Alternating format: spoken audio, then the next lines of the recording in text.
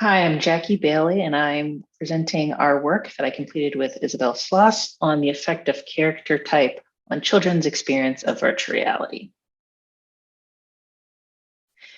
Virtual reality alleviates pain and anxiety during medical procedures for children as young as 4 years of age. It can improve mental health, transform educational lessons, and provide social skills training. VR blocks out the surrounding world and inundates children with perceptually real stimuli, creating vivid media interactions.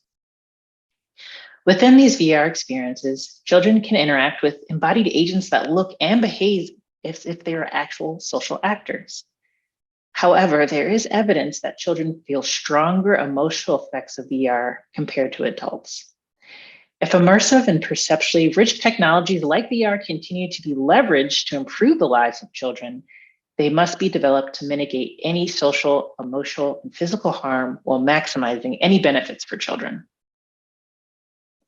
Children in early to middle childhood often develop meaningful social emotional connections with media figures that can provide social companionship, help facilitate academic learning, and improve social skills. Often children in this age range prefer television shows that contain other children, animals, puppets, and animated characters. The social realism and perceptual cues of these characters can impact if children develop positive social emotional connections with them. Social realism refers to the likelihood that characters or events can exist without using fantastical thinking. In general, the greater the social realism, the more likely children will develop emotional attachments like parasocial relationships with media figures. This has been supported with 2D technology, but less is understood with immersive technology like virtual reality. In addition to social realism, children develop positive emotional attachments to characters that utilize perceptual cues that invoke feelings of safety and comfort. However, the perceptual cues created by VR could provoke emotional discomfort towards embodied agents that represent different levels of social realism, partly because these characters appear to be sharing the same space with you. According to the perceptual mismatch hypothesis, the uncanny valley creates feelings of discomfort because of an inconsistency between artificiality and realism related to human likeness levels. For example, the uncanny valley can occur when an embodied agent has an artificial, unrealistic, or cartoonish face with very human-like or realistic eyes, or impossible facial features on realistic faces. VR creates vivid environments that accentuate the perceptual cues of characters and can potentially influence how children feel.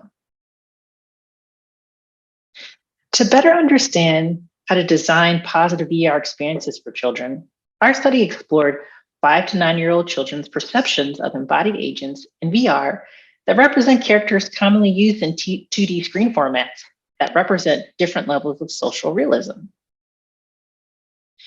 3 research questions drove the study. 1, what are children's perceptions of different types of embodied agents in VR? 2, what features are important and salient for the design of different types of embodied agents in VR for children? And 3, how do children's interactions with embodied agents in VR impact their emotional and physical well-being? A mixed method study we used to explore children's perceptions of 3 different character types. 1, a human, a child character, high in social realism because children tend to interact with other children in their day-to-day lives. 2, an animal, a giraffe, moderate in social realism. While a giraffe does exist in children's physical world, it's unlikely that they'll interact with them face-to-face, particularly in a small room. And 3, a puppet, an anthropomorphized character from a children's television show, a Muppet, which is low in social realism, which only exists in fantasy. For the study, children first completed a pre-test where we assessed their emotional and physical distress levels. Then, using a VR headset, they went into virtual reality and saw the 3 characters in front of them, equal distance from each other and from the child. And children were instructed to approach a character. Once they were standing in front of a character that they selected and facing the character, a researcher asked about their initial perception. How did they What was it like to see that character? Then children went back to the starting position and repeated this for the remaining 2 characters. And then children were taken out of virtual reality and completed a post-test where they answered questions measuring their emotional and physical distress levels, the salience of the characters. They were asked what they remembered. And finally, they were asked if there's anything that they would change about the characters, what would they change? So what happened when children saw these different types of characters? Well, 2 major themes came out of children's initial subjective perceptions.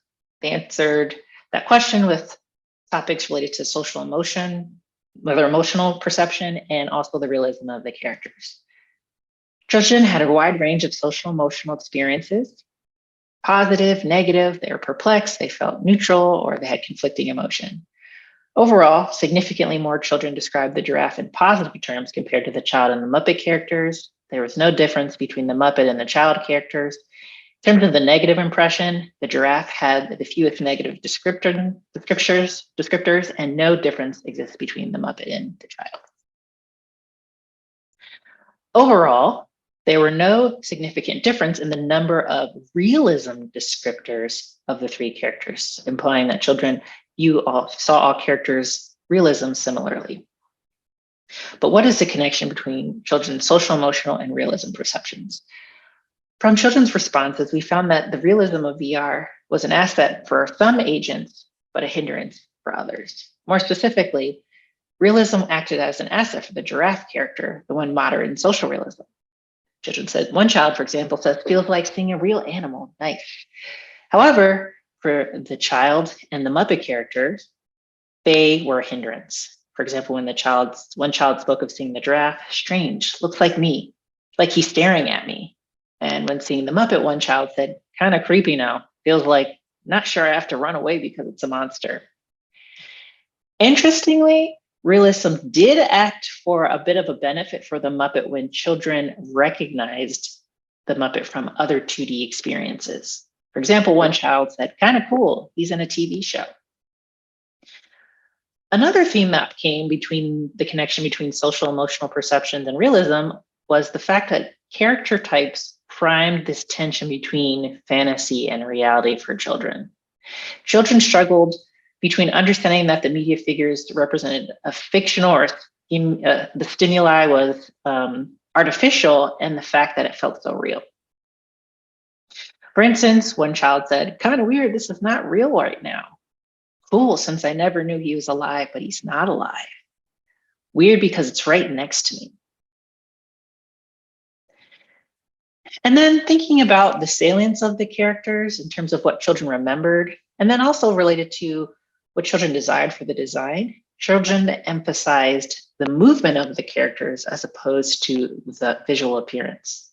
So just thinking about what children remember, the number one thing that children described remembering was the characters' body movements. Next was the appearance of the characters, mainly focusing on the colors that they saw, such as the colors of the shoes that the child character wore, the giraffe spots, and the Muppet being blue. And then last, children described remembering the characters representing distinct categories. And in terms of the design preferences, children really focused on wanting it to feel more interactive, having more intelligence related to the actions that the character took. Some children wanted to be able to physically feel and touch the characters. One child just wanted it to be less creepy, and another child just wanted more characters. Importantly, the results showed that there was no significant impact on children's emotional and physical distress levels, meaning that it did not negatively impact how children felt physically and emotionally having the VR experience. The implications of this study is that character type can impact the types of social, emotional, and realism perceptions children have of embodied agents. And leveraging photorealism for characters with moderate realism can be beneficial. Utilizing animal characters can be close to creating a positive universal reaction. And increasing the behavioral realism for human or highly novel anthropomorphized embodied agents will be important. And repeated interactions that are positive may be particularly important for character low in social realism. And then in terms of social emotional implications, Researchers and designers need to assume that VR embodied agents evoke strong emotions and to consider the type of emotion they hope to have children feel. And to realize that with a VR experience 20 minutes or less, there are no lasting emotional and physical distress.